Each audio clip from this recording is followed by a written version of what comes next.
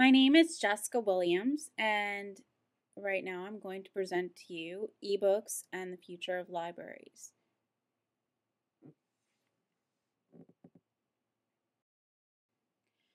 So, we'll start with defining what are ebooks exactly, and we'll look into their forms and the types of ebooks there are. Next, we'll look at the different kinds of ebook readers, which are quickly growing in number. Following that, we'll look at how libraries are adopting ebooks and then what problems are coming from this adoption. And ultimately, we'll look at what is the future of ebooks. So, how do we define an ebook?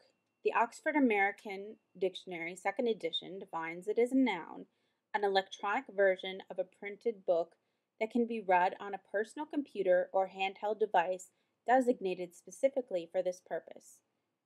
Also, a dedicated device for reading electronic versions of printed books. Merriam-Webster, also a noun, a book composed in or converted to digital format for display on a computer screen or handheld device.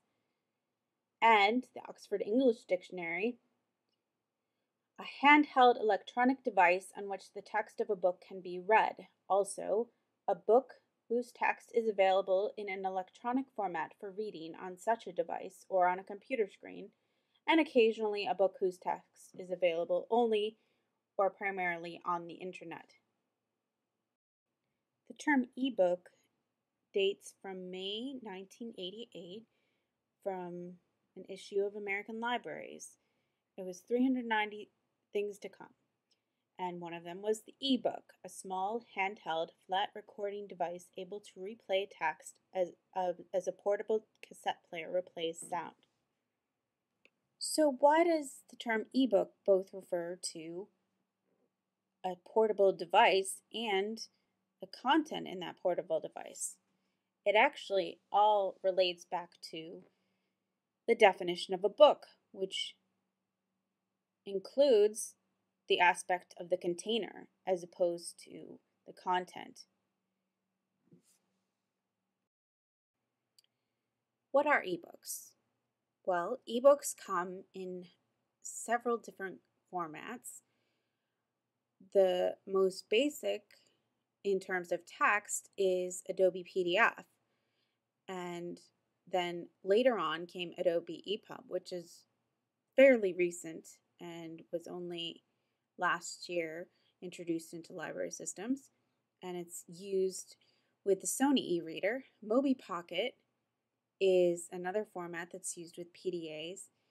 And the Overdrive WMA or WMV and MP3 media files, the former of two, which are only available on the Windows to be used on the Windows platform, and the latter can be used on both Windows and Mac.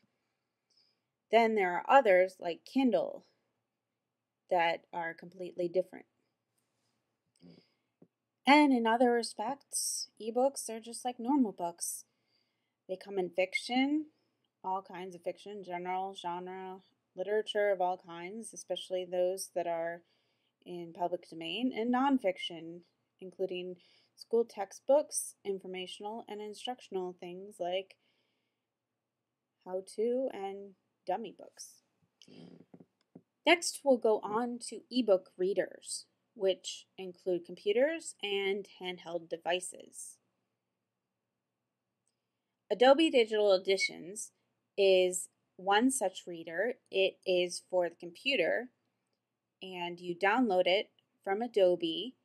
It's free, and it is usually done at the same time as downloading Adobe Reader, although if you already have that, you can find it there online as well. It reads both PDFs and EPUBs, so the one in this picture is an EPUB book, and altogether it is quite satisfactory. The Kindle by Amazon is another ebook reader, and it has advantages and disadvantages. Its advantages are that it has relatively inexpensive books, but on the other hand, the Kindle itself is not compatible with most of the library used uh, formats. So it's pretty much useless to library patrons who want to get free books because it will not support those formats.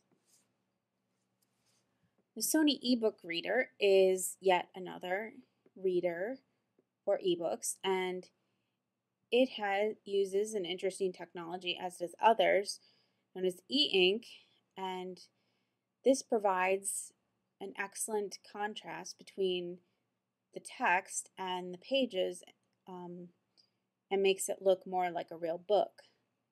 Sony ebook reader uses formats that are available at the library, so it's much more compatible with library users, and it has an excellent battery life. The Apple iPad is coming out in April 2010, and it has many of the same characteristics as the iPhone and the iPod Touch. It has capabilities of applications and 3G, but above all, it also has the ability to read ebooks. Though what formats those will be in is yet to be seen. And finally, we have the smaller devices, the Palm Pilots and smartphones, and the iPhone, of course.